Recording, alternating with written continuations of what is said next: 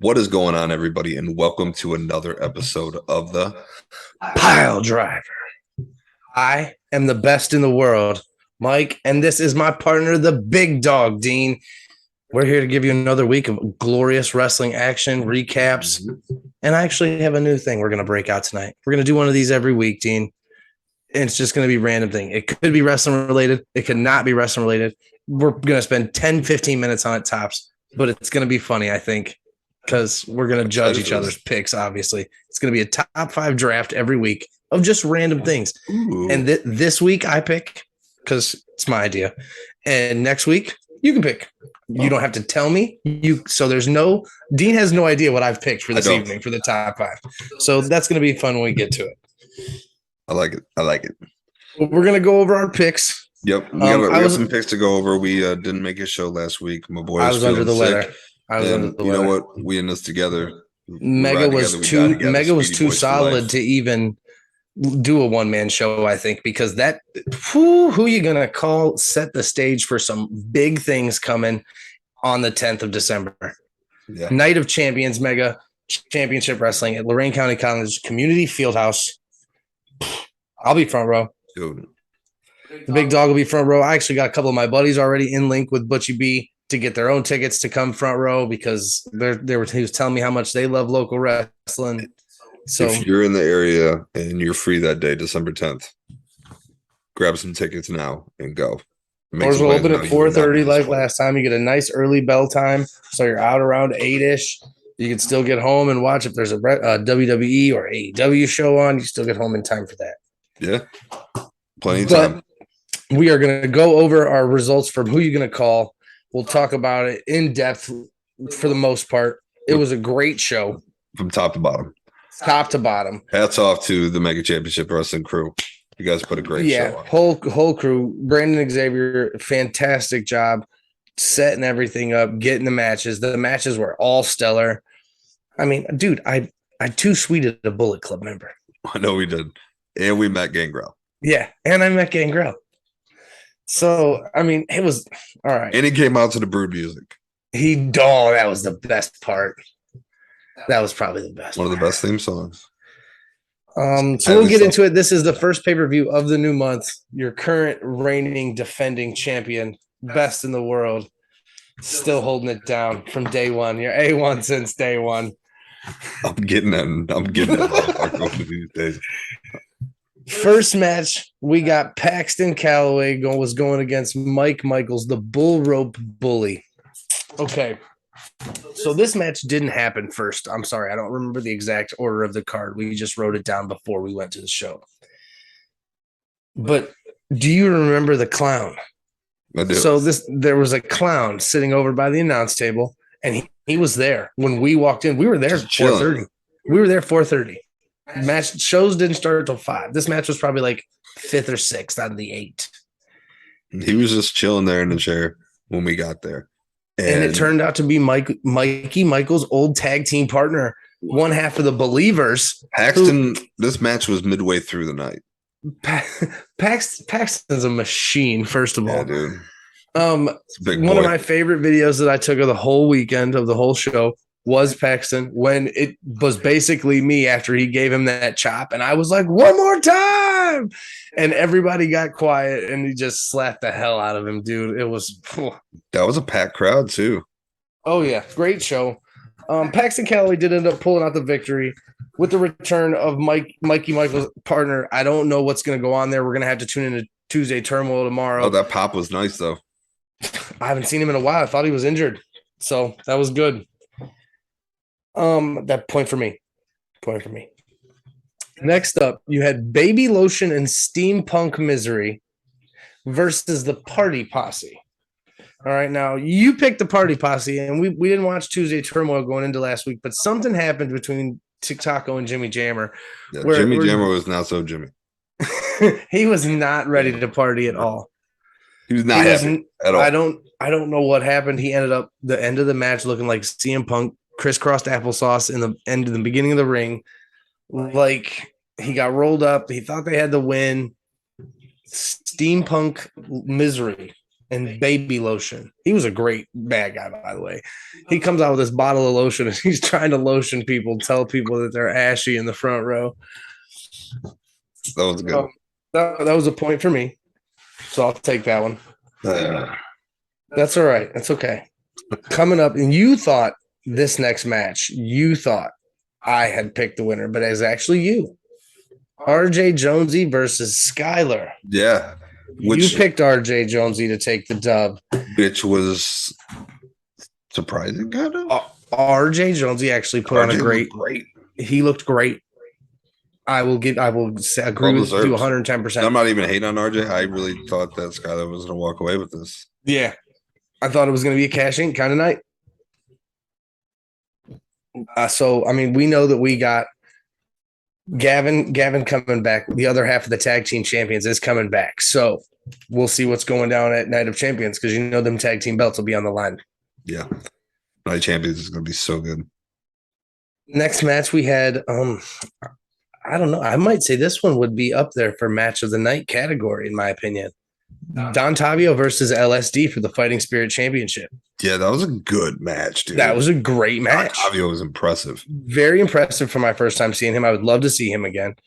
LSD, as always, great fan favorite, great wrestler, comical in the ring, comical outside of the rings, the super powerful Skittles.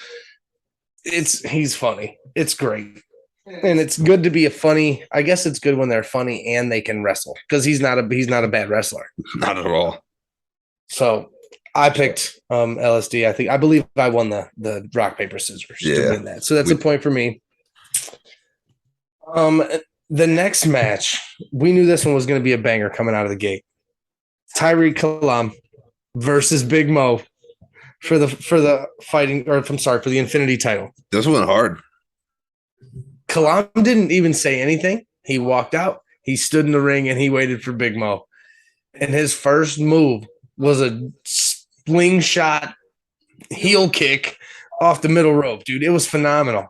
Dude, it was nice. I mean, they started going hard, and I'm not sure. There's no way you can say that either one of them had an upper hand here. The match was going either way. It was right down the middle. Yeah. They ended up taking it to the outside. We thought Big Mo was going to jump through the ropes at one point, which I don't know what would have happened there. Might have killed Tyreek Kalam. Might have. But that didn't happen. They did end up taking the fight to the outside, taking the double count out. Yeah. And then we already know one match. Nobody could break them apart. You had security, referees trying to break them apart. Nobody could do it. Brandon Xavier has to come out. He has to come out and lay down the law and let them know. Boy, did he ever. Well, that's what I was just about to get to. For Night of Champions.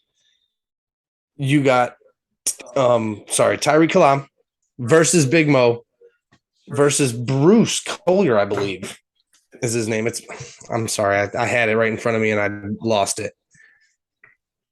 But that is the only match because it was going to be Bruce versus the winner. Oh, we do have another match. I'm sorry. We have two matches.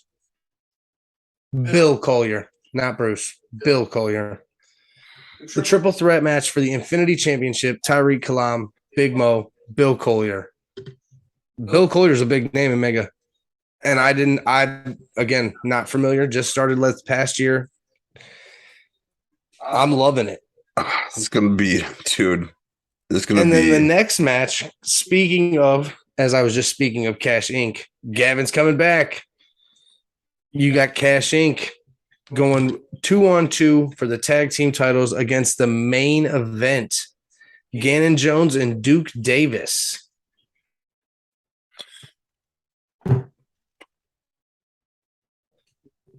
Main event I've heard of in AIW and another promotion, the couple people that I follow, Butchie, and they've talked about them, and I've seen them post their recaps. I can't really remember the promotion. It's not Ohio based. It's not around here, but they were around here, at one point before you and I started getting into the local Ohio wrestling scene. Right. But they're good. I've seen clips of them. I don't know. Coming especially with Skylar losing the last match. We'll see how it goes.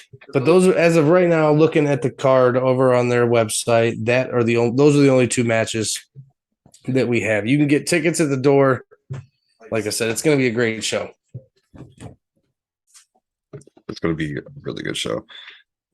So you're really not familiar with Bill Collier? No. From Impact? No. I never really watched Impact at all. Paulie tried to get me into Impact, and then the only reason that I started watching Impact, dude, bro, I'd probably say he's bigger than Madman Fulton. So really, shut up. Like he's giant style. Bill Collier's a big dude. Yikes. Okay, yeah, I'm not familiar. The only reason I got into Impact was because Paulie kept telling me about it, and then we started watching Mega. Like, oh, that dude. Okay, you're probably right. But Paulie got me into it, and then we started going to Mega, and Trey was the champion. So I started watching Impact because he would be on Impact as well. He was messing with Eric Young and Violent by Design. Oh, really? Okay. Let's get through these other ones real quick. We have Bryson Teller going against TIM. The revenge match over the jacket. And how about the TIM walking out of the arena with jacket? Yeah. TIM wins Piledriver of the night, by the way. It was gorgeous. It was beautiful. The storytelling through that match was amazing. It'll be in the intro video. But yes, that storyline, A1 storytelling, because jacket was Bryson's big source of power. Now it seems jacket wants nothing to do with Bryson Teller. Yeah. But TIM was able to put it on, man. And you did pick TIM for the win. Point for you. All right. And then the co-main event. I'm saying co-main event because, I mean, you can't have Gangrel in the building and not have it part of the co-main event. But the main event, Ashton Day, was the last match of the evening.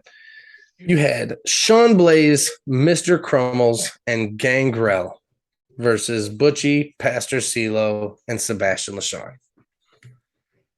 So, like you talked about earlier. That was a wild match, actually. We had a zombie in this match. We had a zombie. There was like you said earlier, Gangrel came out to the Brood music. He had the cup of blood. He got ready to drink it and spit it. He drank some, and Sebastian LaShawn whipped him around. It's called the new brood. Yes, the new brood. The new. And the blood splatter ended all up over Sebastian LaShawn, who then had an evening gown on. Yep, looked like Carrie. Exactly. Very cool ties to that. Went out and changed outfits. They came back and they were wearing like a demon priestess kind of deal. Attached by a chain, asked to be held by a fan at ringside. And then the chain broke, and then the zombie just sat there. We thought the zombie walked. We didn't know it was going to happen, but he just kind of sat there like. The zombie walked forward and hit the ring post and kind of just stopped and didn't move for the rest of the match. And Sebastian took him back, after the show. So nothing happened. The zombie didn't try to bite anybody, thank God. That could have been bad. Could have been bad. I got the win there. I got the 3. Actually, it turned out to be a great match. Butchie B put on a hell of a performance. They did. They ended up stealing the Pastor CeeLo's collection plate. So who knows what's going on? Pastor CeeLo, he can't catch a break. He did look like Blade because he was trying to slay the vampire. It was cool, man. I got to meet Gangrel. You got to meet Gangrel. He had the fangs, the whole get up. Yep. He was real cool. He signed pictures for us and talked to us for a couple minutes. We didn't want to hold up a selfie. We too sweet and chase. Yeah. It was sweet. Oh, yes. And then next to Gangrel, obviously, for our match, main event of the night, we both picked Ashton Day to take the win. And it turned out he got the win because Chase Owens is a cheater. Chase Owens is a cheater. I don't know about that. He hit the champ with a foreign object. You saw it in his pocket, Dean. You saw it. If anybody, especially Chase Owens, nobody from the Bullet Club would do anything like that. Oh, here we go. Okay. Anyways, it was a phenomenal match. Phenomenal match. Ashton Day comes out, looks amazing as always. He's got a new look, cut the hair, cut the beard, fresh new champ. Him and Chase Owens put on a great match. I mean, it was a great match. And then Chase said he ain't going anywhere anytime soon. And then exactly. Chase said he isn't going anywhere soon. We don't know who Ashton's opponent will be for Night of Champions, but he'll be there. Everything's up in the air. We're getting out of Mega with the score 5-3, best in the world. Dumb. Stupid. Moving on real quick, and we'll talk about Extreme Rules. I know it was a couple weeks ago, but we took picks for it. So we'll go through it. I'll just say that we tied on the picks. Was there any match of Extreme Rules that stood out to you of super importance? Because we all know, we're going to talk about the guy standing behind you. But was there anything from Extreme Rules that really you were like, oh my God, I can't believe, WWE hasn't done something like this in years? I was glad to see the fight pit go. I feel like Daniel Cormier did a great job of asserting his dominance. He did. The fight pit was good. My takeaway from that night, the biggest thing that I was waiting for them to do, and they kind of did, is the way they made Bianca look at the end of her match. What do you mean? Well, the KOD with EO with the double KOD, that was having Bailey with the chair attached to her too. I read something on Twitter, and I brought it up, and I remember writing it down in my notes. I don't even have to, because you brought it up, and it popped in my head. Beast, which she is, and look, what's crazy? This is a tweet. I saw a tweet about this. Bianca Belair is everything the WWE wanted Charlotte Flair to be.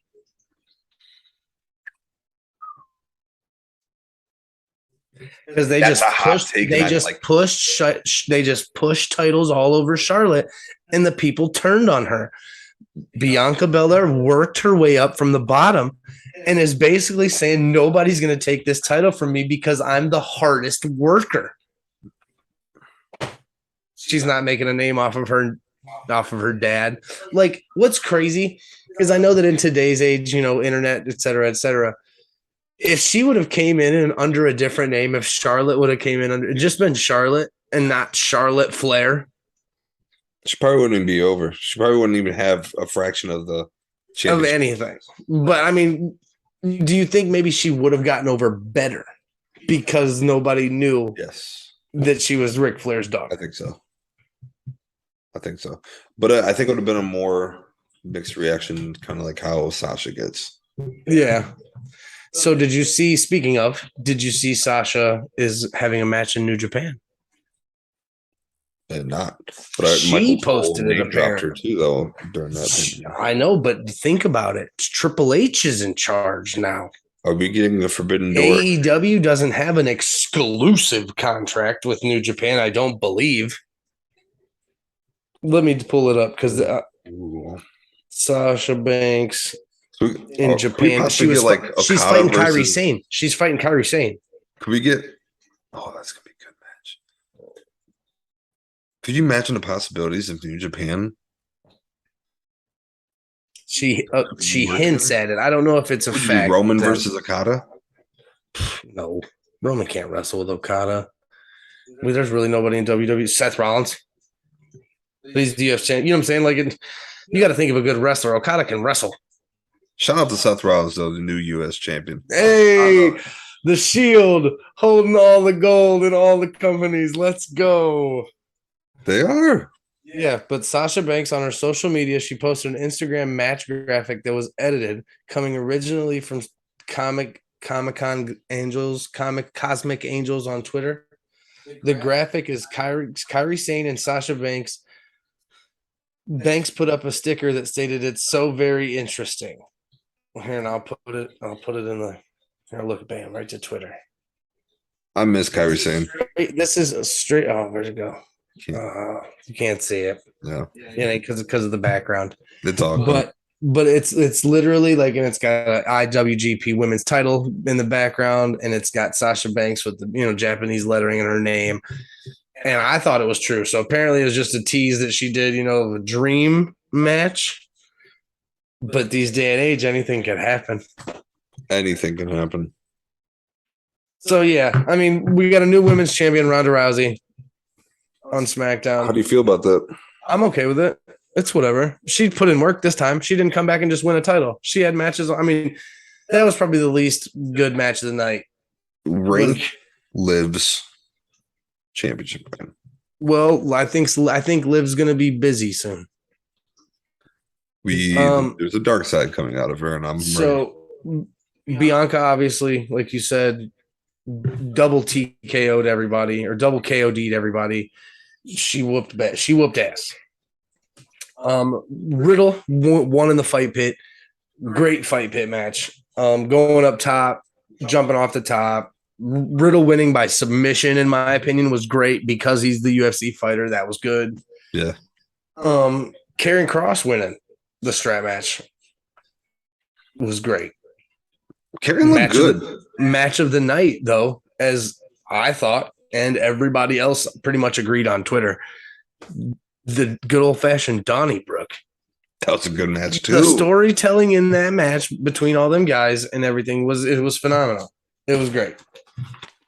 I'm really invested in Sheamus and Walter. I hope Sheamus gets the title. And then obviously a triple threat match on SmackDown this week to determine who the number one contender is. And Rey Mysterio comes in out of nowhere because he says he quits because he can't deal with drama with fucking Dominic. Triple H's like, no, don't do that. Come over here. Let's talk. And then come over here. I love you. The automatic member of SmackDown and is immediately thrown in the number one contender match for an Intercontinental title. Yeah, well, whatever.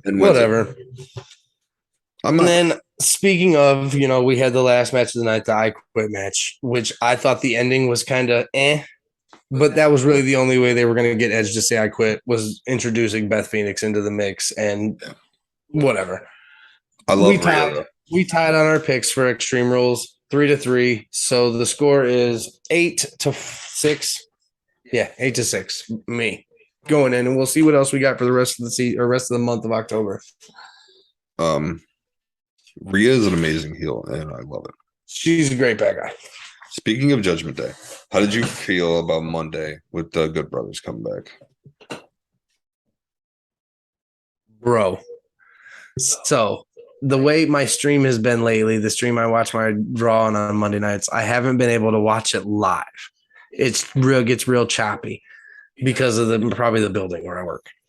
But if I wait till 11:30, they split it into 3 hours and I could just watch it in 3-hour segments. That was the only freaking part of Raw that got spoiled for me because of fucking Facebook. And I was so happy, though, because when it happened on Raw and I was watching later, I knew it was coming. And I was like, yes. I was like, but if I would have watched it live, I would have been like, holy shit, dude, he's really about to join the Judgment Day. I thought AJ was about to join the Judgment Day.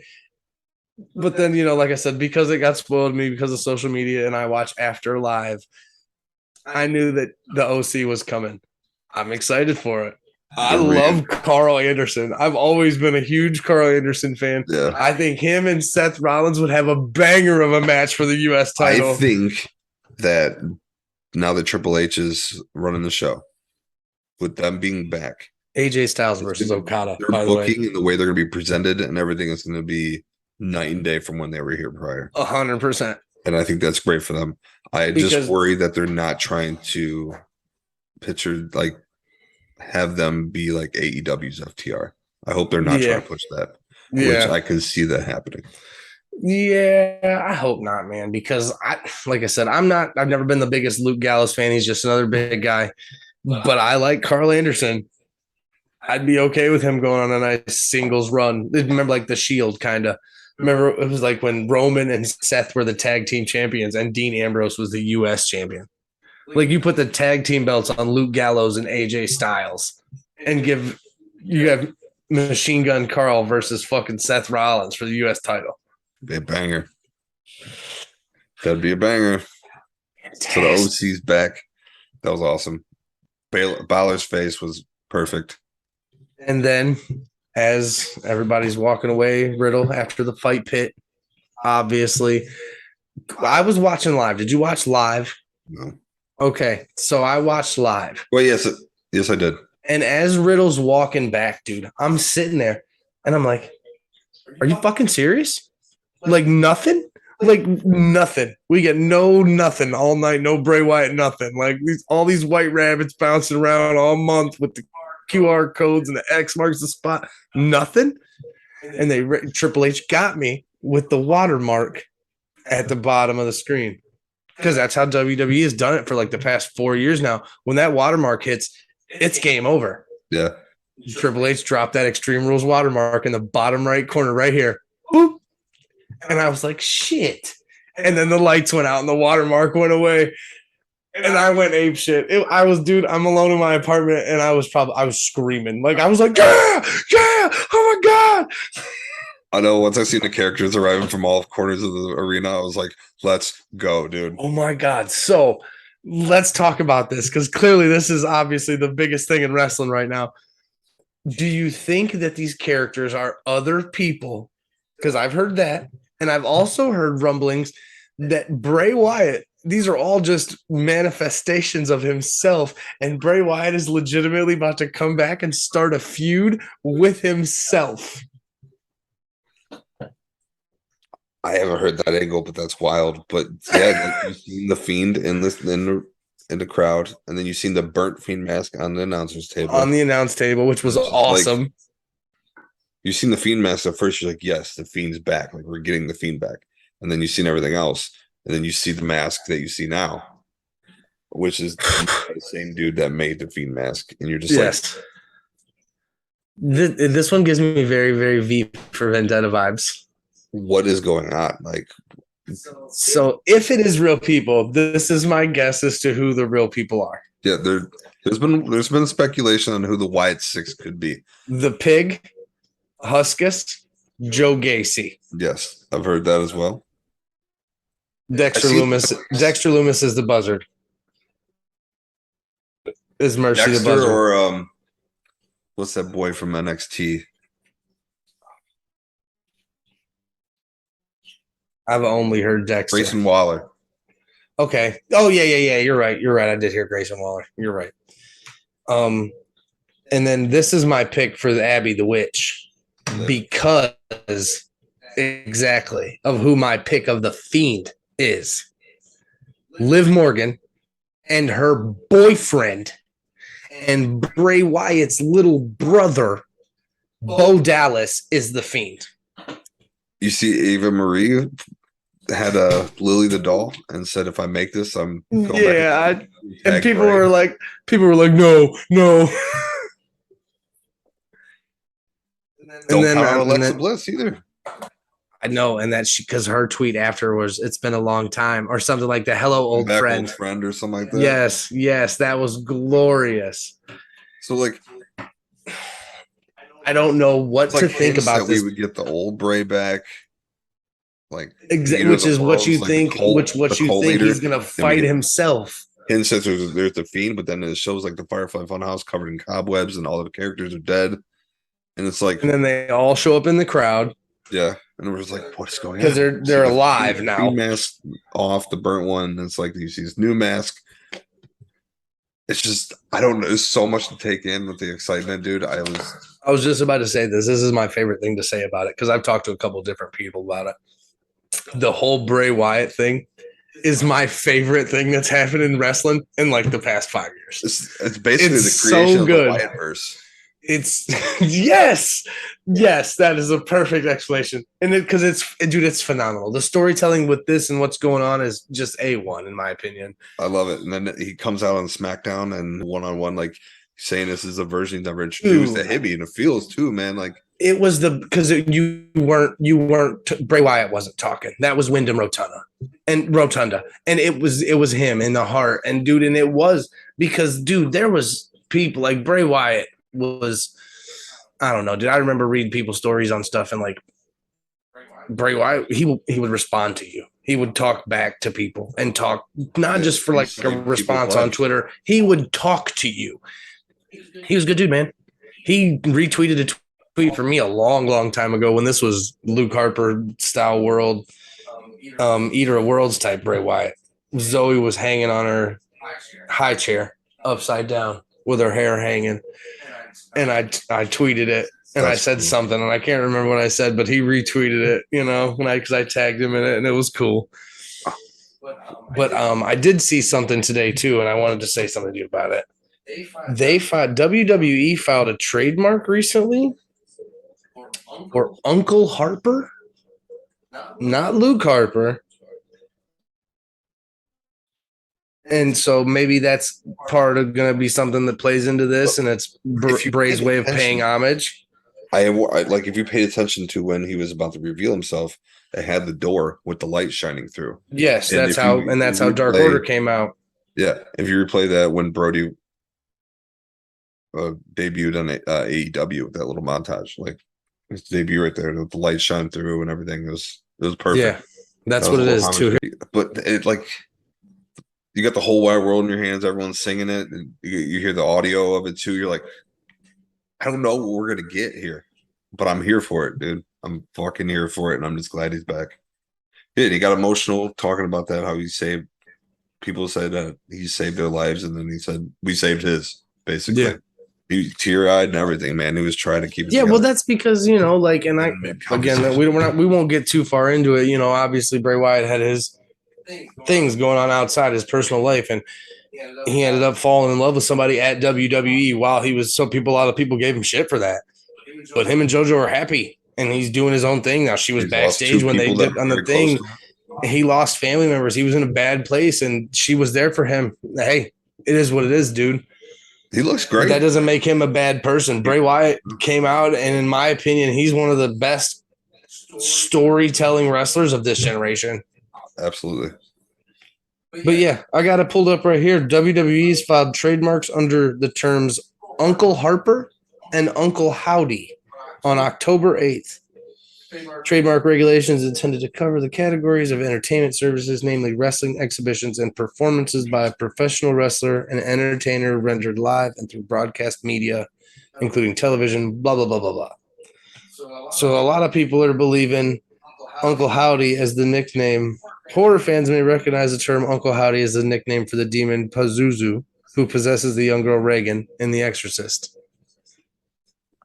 Uncle Harper term is seemingly a nod to Uncle Harper term is seemingly a nod to Luke Harper, who was a part of the Wyatt family for years. So there's speculation. They just filed trademarks for him. Nobody knows what's going to happen, but in the past when they filed trademarks, yeah. But just coincidence, some of these things. It's just, man. What do you think of his the song he came out to? The new music is fire. Everything about it is fire. I'm in love with it. I'm literally in love with it. It's in great shape, man. Great. I can't wait to see him wrestle. Does he have a new move? Does he do because the Fiend did the mandible claw, right? Yeah. Yeah. Does he do the mandible claw still? Do we get Sister Abigail back? I just hated when they did it, like the lights started flashing. Like the red. Well, that was Vince. That was Vince McMahon being loser. I don't know, man. I'm just excited. I haven't geeked out in so long to someone coming out. I think since Hardy Boys WrestleMania. Yeah. That's the last time I marked out. But yeah, I marked out hard. My neighbors probably hated me, but it was well worth it. Is he on SmackDown exclusively? Yes. He's staying there. He's not bouncing back. All the big names are on SmackDown. Okay.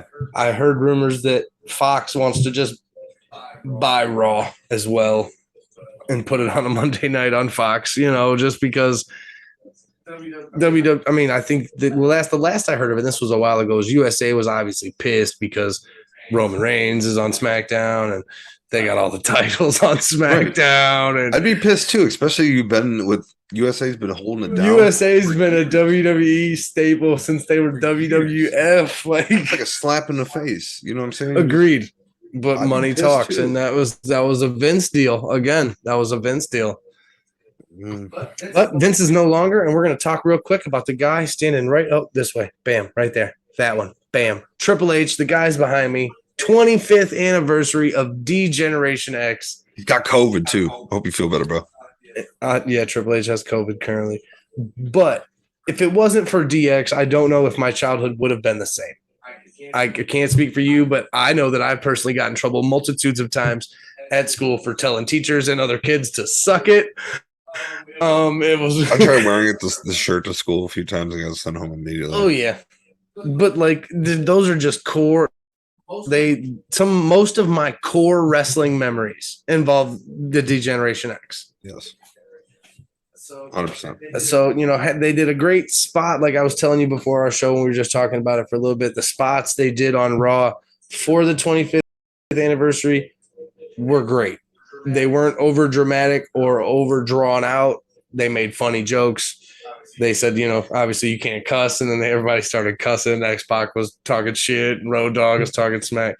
We got on both shows, we got a daddy ass reference because they, let the crowd do the Billy Gunn part of Road Dogg's thing. And then Corey Graves said, he's doing something with office equipment these days.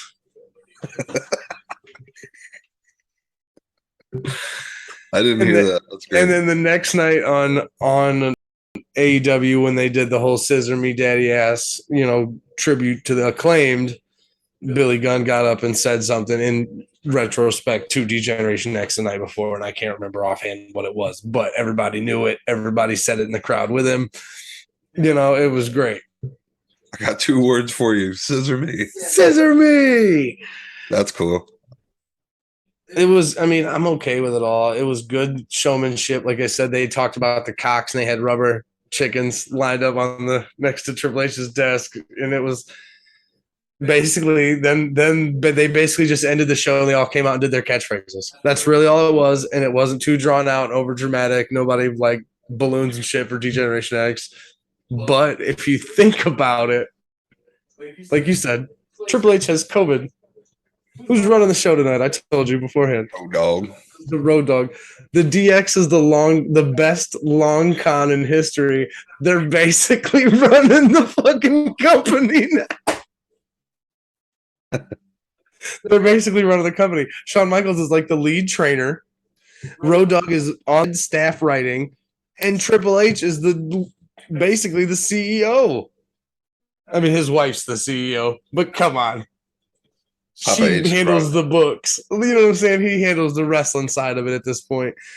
And it's going to be like, my favorite meme I saw about it was AEW wrestlers or AEW talent seeing what WWE's like now that Triple H is in charge. And it was the Homer meme where they got like an AEW hat on and he backs into the bushes and then comes out with the WWE hat on. That's funny. So I'm excited to see what Triple H is going to do because he's got some good stuff going on, especially if you let Bray Wyatt get this kind of creative freedom. Good things in the oven, man. Things are cooking. Going into AEW, since we briefly started talking about that, I want to ask you, do you feel like AEW is kind of in a slump right now? Like, I haven't really been that invested in it. I feel like that my answer to that is based on what I just said to you a second ago. AEW was winning because Vince McMahon sucked. Triple H doesn't suck. He knows what we want to see. He listens to the fans. And he's given us great matches in the 3 to 4 months that he's been in charge. I'd agree. Would you agree? Yeah. WWE has been miles better than it has been over the past years. 100%.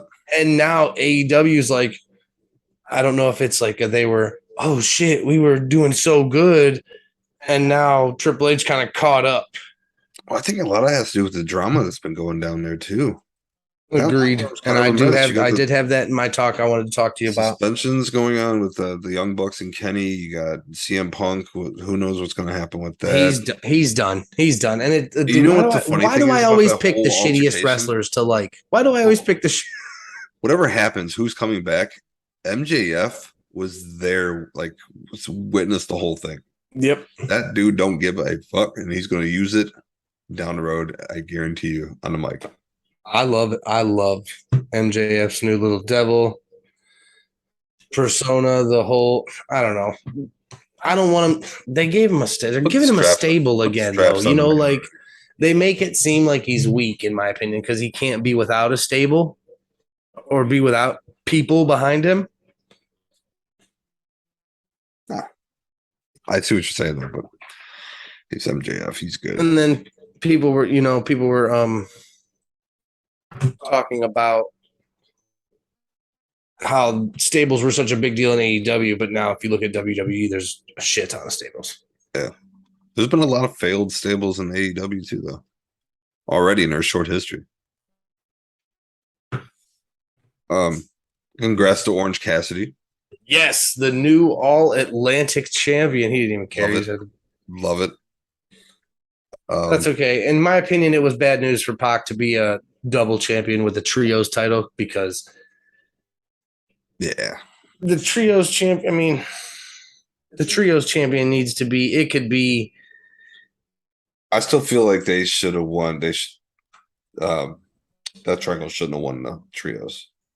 That match, best friend should have won it. But I think I agree. I think the fact that they're putting the strap on Orange for that kind of makes up for it in a way. But I would still like to see Trent hold some tag titles or something. Definitely. But look, man, this is one of my, I hate saying this, and it's not even really a hot take because you know what the statement that I'm about to say is true. Penta and Phoenix are highly underutilized in AEW. Especially with Pac, like that triples title could be sweet. Especially like other wrestling, we don't really cover it, so we won't really talk about it. I'm sure you can go find it if you want to. But over the weekend, Penta and Viano 4 mask versus mask was phenomenal at AAA Mania 30. Paulie was here, he would say Triple A. AAA Mania 30. AAA. But yeah, Penta El Zero M versus Viano 4, mask versus the pictures. Exactly, dude. The pictures going that made me want to go find it and watch it because of the fact it's basically Penta standing there with this dude's mask, and you can see Penta's face. His mask is torn to shreds, but he's got the other guy's mask. He's won, and it looks like it's just they could be such a draw for AEW. Yeah. And they don't. Bray is so good, dude. Oh, the way he bounces around from rope to rope, all nimbly bimbly like a cat from tree to tree. Yeah. Exactly. Yeah, man. My big thing with AEW. My big thing with AEW, speaking on what you were talking about earlier, on the where'd you go? I lost your face. There you are. Speaking on the the suspensions and stuff like that. The latest one was between Andrade El Idolo and Sammy Guevara. And they went back and forth on Twitter for a couple days. They said they weren't going to fight. As soon as they saw each other, they started to fight. And then I heard Andrade just walked up and cocked him. Probably. I don't see why not. I hope that's true. But if that is true, then I understand why the next statement's going to happen. But the things I read said it was a mutual argument and then pushing and shoving by both parties. I mean, sure, if they were already pushing and shoving, then somebody threw the first punch, by all means. But Sammy's just been trouble. If me and you were at work, dude, and we get nose to nose and nobody breaks us up before we start to get physical and pushing and shoving between us both, wouldn't you agree as somebody that we should both be in trouble for that? Yeah. Andrade El Idolo got sent home. Sammy ended the show on Jericho's shoulders. Watermark on the bottom, AEW, Sammy Guevara held high, who apparently had just gotten into a fight with Andrade El Idolo, talking shit to him, telling him to go back to WWE. We all know that's where you want to be. Like, I don't know what kind of ship Tony Khan's running over there, but it seems like it's falling apart, like you were saying. Yeah. Sammy's getting away with way too much shit, bro. He has gotten away with it. He got suspended for the whole crap ton. Comment. He got suspended for that a long time ago. Dude's just been controversial since then. Oh, yeah. Everything he's done has been like... Everything. He just got in a fight with Eddie Kingston. Now a fight with Andrade. Like, I'm a denominator here is Sammy Guevara. Tony's paying favorites, man. But it is what it is. Yep. Next, you got anything else for AEW? Because I ain't got nothing. I don't. All right. We got OCW DBI 10 coming out. Oh, we've had all kinds of announcements of people All interested. Let me pull them up because I don't even. There's so many. We got that have DD been like Trash. We don't know who's going to challenge them yet. Doesn't seem like they're going to be in the DBI Rumble themselves this year. I know last year they were, but they could be. Who knows? We got members only coming though. Members only will be there in the Rumble. And they even said, Calvin retweeted it and said the road to the OCW tag titles comes to DBI. Gino DiCapo, the made man, has announced for the DBI Rumble. Robbie Starr. Who else? Your boy, my boy, everybody's boy, the money man, Kenny Cash. Yes, sir. Has announced. I'm actually excited for this one to come back. Bryant Huff, the side very piece. Impressive in his very impressive. I believe it was at Polino Mania. As we saw him for the first time. Yeah, he was great. James the Baker Hickey will be involved. We actually have the world's finest semi-pro wrestler, Marion Fontaine, coming back. Love him. Previous DBI winner, the guiding light, Matthew Taylor, will be in the Rumble. I'm really, really excited. I think that's about it as far as announcements. So far, that's all we have. Yep. But come on down, please join us. Please, it's my favorite pay-per-view of the year. I've already got a couple people I'm talking to come down, make the drive from by where we live to come watch the show because this is my favorite one. November 12th, Chaparral's Event Center, 2418 South Arlington Road in Akron, Ohio. The tickets are going to sell out. They're going to sell out. You can get front row, I believe, is still available. It's, we're still a month away, but front row is still available. I'm not sure if they're doing, normally OCW does like a pre-bundle where you can buy a little bit, spend a little extra. I believe it's a couple bucks extra, and you can get in early than the front row people. So you can get front row seats, but you can get in earlier than the people that just brought front row so that you can pick your seats out early and you can get prime seating. That's the way to go. That's the way I'm going. So, and then, obviously OCWWrestling.net. Look those up. They'll give you all the information how to get tickets. Follow them on Twitter, OCW Wrestling. And like I said, this is my favorite one, just like the Royal Rumble is my favorite WWE pay-per-view. Anytime that you can get multiple guys in the ring, over the top battle royal, and the winner gets a title shot.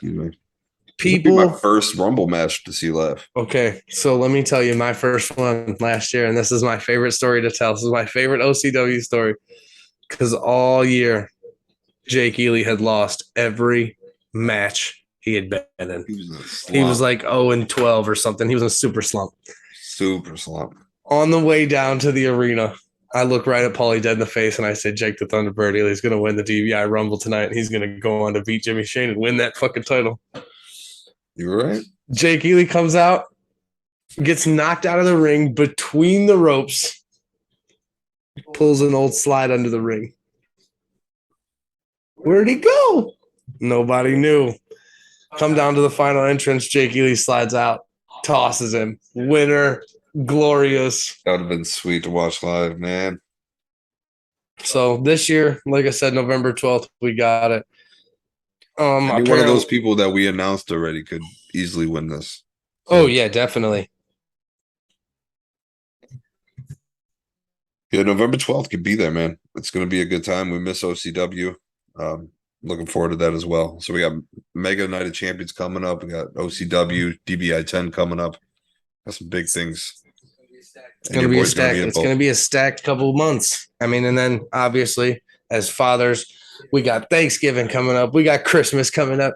We got all kinds of stuff going on. We're going to get it going. Oh, yeah. We got the tournament coming up for World's Greatest Mid-Card title. We do, and we're going to pull some extra heads in for this so we can have a tie. If I pick someone and he picks somebody, two different people, you know what I'm saying? We need a tiebreaker. So we're going to bring some people on, get an extra vote in there, be the tiebreaker. So stay tuned with that. We're going to get that going. We gave you a preview of what the tournament looks like, some of the matchups. It's That'll be going in the next couple weeks, and I'm actually going to put some feelers out, and we're going to try to get us a couple interviews on here in the next couple weeks as well. So we didn't forget about leading up to these shows that we got. It's gonna be a good time, man. So, do you have anything else for today? No, thanks to our sponsor. Okay, it's time. Nope, we're not done yet. Don't. Nope. Oh, I forgot. It's top 5 time. I forgot. It's top 5 time. Let's go. Okay. So the premise for this, anytime you do, you can do anything. We're going to do a top 5. I'm going to go first. You can go first, or, you go, and then back and forth. It can be anything. And we can't go overboard and like analyze it super. Okay. So what I'm going today, top 5 video games of all time. Your top 5. You're on a desert island with a TV, with a game box that has 5 games on it and a controller that, works for any game. It could be an Xbox, Nintendo, whatever. But your top 5 games. And I get to go first, obviously, because it's my category. Yeah. I told you what my favorite game of all time was, so I'm taking it number 1, Skyrim. Okay. That's a good one. I'm going to go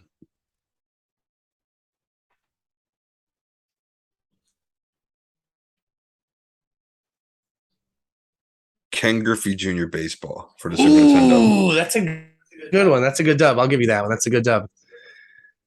All right, 2. Earthworm Jim.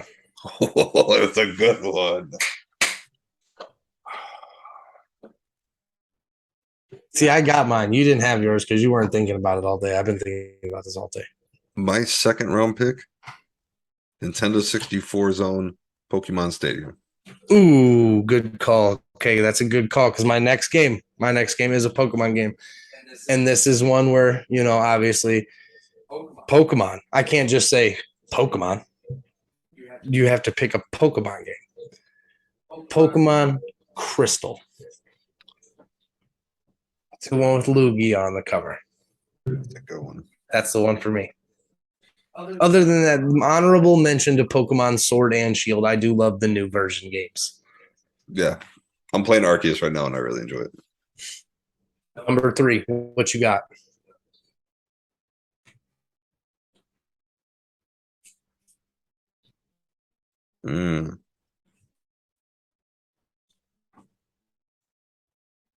NFL Blitz. Ooh, which one? Like for a console system or for like, because arcade was different? No, I'm going with arcade. Okay. All right. Arcade was cool. Number 4, Animal Crossing. Animal Crossing. I'm on a desert island, man. I'm thinking of games that I can get hours out of. Have you ever played Animal Crossing? I've never played it yet. Dude, Lil J, I won't have it on a cartridge, or I'd let you borrow it. Lil J got me on Animal Crossing, dude, and I was like, the year it came out, it was right around COVID time, and he was like, dude, get it. And I was like, no, it looks kiddie. Like, it looks like something, Zoe would play. And he was like, dude, I know it looks like that. Just get it. You'll love it. So for those who don't know, Animal Crossing is a build your own island game, basically. There's no missions. There's no directive. There's no nothing. It's basically you can run around this island and you can fish all day and you can set your, build your house however you want it and fill up your museum with extra fossils and crap. Dude, it's great. I love it. You can breed flowers and make different colors, and it's a time consumer for sure. So Animal Crossing. Okay. I've been wanting to try that game though. I'm gonna add that. I just never got around to buying it. It's good. I'm gonna buy myself the Animal Crossing Switch because I want a Switch for my house now. Like I want one, That's that what I sits got. on the table. I got the Animal. Well, Crossing. I just have the light. Oh, you have the Animal Crossing Switch with Tom Nook and stuff on it? Yeah, I thought it came with the Nice. game. It didn't. Just No. Number 4.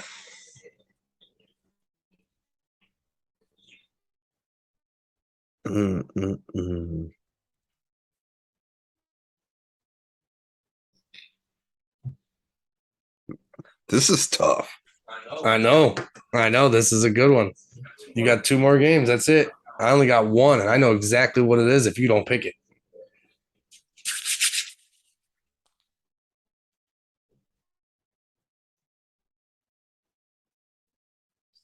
I'm gonna go with Resident Evil 4. Nice, good pick. I love Resident Evil games, but not so much that I'd I take one to my love desert that island movie. with me. Konami is having a video conference or something like that Wednesday, a little preview to update the future to Silent Hill. So we may be getting a new Silent Hill game, and I hope that's fucking true because I've been wanting that forever. Number 5, my 5th and final game on Desert Island. Look at the guys right behind me.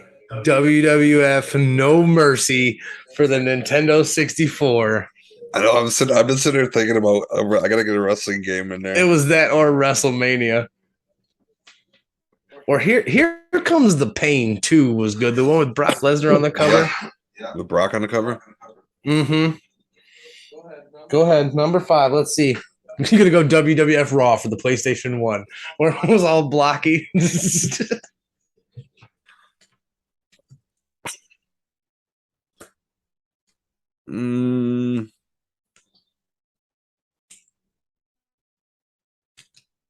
GoldenEye 007. Ooh, GoldenEye. See, but look, because that game is fun when you're alone. Remember, you're on a desert island here. You're right. Can I get a redo? Yep. WrestleMania 2000. WrestleMania 2000. Good call. Good call. All right, ladies and gentlemen, we're going to come up with those, and eventually they'll get better. They'll get funnier. I got a couple. I won't tell you which ones are which because obviously, like I said, we're going to go every other week. Dean gets to pick next week. But some of my upcoming choices are, unless Dean picks them, favorite cereals, top 5 cereals, top 5 candy. Your boy loves the sweets. Exactly. There can be plenty of options. And then another one, obviously, we're going to keep it a little podcast related. Top 5 finishing moves. So clearly, Dean can't pick the same finishing move as I pick. We have to pick top 5 different finishing moves. Mine are. I know. So you better hope you get that one before me. So I am the best in the world. That is my partner, the Big Dog. Thank you to all of our sponsors for showing up. We appreciate you all so much. Media. Head over to believeInMediaLLC.com. We got the Guardians of the CLE going down right now. Great podcast if you're watching the Guardians in the playoffs right now. We have the Guardians game going on right now. Actually, I believe there's a rain delay because the Yankees are scared to play in the rain. Yeah, supposedly the grounds crew never prepped the field. Yeah, of course not. Weren't there plane issues earlier today too? Something like that. They don't want this work, dude. They don't want this work. The Guardiac kids are here. But game 5 tonight, winner go home against the Yankees. It is what it is. I mean, in all honesty, I'm super proud of this team and how young they are. We're literally like, I remember seeing the graph for teams and all the other teams in age and payroll were up here, and the Guardians are way down here at the bottom of the graph because of how young we are. We're only going to be problems for years to come if we keep it up like this. Proud to say that I went to the first game this season at Guardian Stadium for the new name change. I'm here for it. Get behind and support this team because they're young. These young boys need it. And just like J Ram said, he could have went anywhere. He chose to stay here because he loves it here. So I'm all in for the Windians. Oh yeah. Can we still call them the Windians? I still like that though. I do too. So the Cleveland Guardians. Yep, are delayed tonight, and then we got Cavs are kicking off their season. We got a podcast for them. Go follow them. Recently, I read tonight. Speaking on the Cavs, real quick, their game against the Celtics actually got flexed already to ESPN Prime in November on the primetime Sunday night game. Nice. People are excited for the Cavs. Donovan Mitchell, Darius Garland, Kevin Love was pounding beers at the Guardians game. Did you see that? Oh, sweet. That was great. It's. Cleveland comes all together, man. We're gonna need the Browns to get their shit together, but congrats to Myles Garrett. If you want to hear how all-time leading sack leader, I'm a co-host of Brown and Orange Weekly. Do the Browns podcast every week too. Man, I need Mike. You need to come on there too. You know that. I will. We bitched yesterday, so go watch that episode. It should be dropping soon. And yeah, we got high school sports, Believe in Preps. We got a whole bunch. Go over there, read the articles. Share it, like it, Watch us on YouTube. You get all the shows. Give us a rating, All 5 our stars. shows. Drink your water. Be good to everybody. Don't be a dick. Later. Don't be mean. Let's just Don't say. be mean. And we better see you guys back here next week. Appreciate y'all.